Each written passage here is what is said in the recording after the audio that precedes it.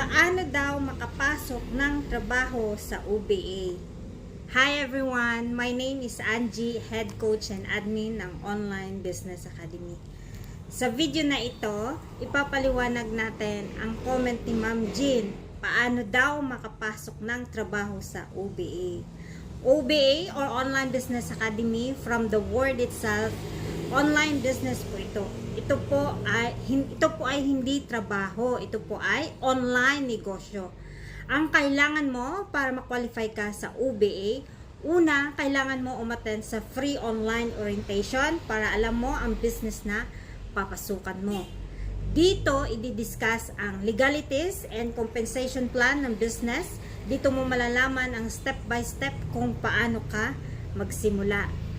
Kung ikaw right now, isang OFW, empleyado, retired employee, or kahit nasa bahay ka, pwede ka dito sa UBA.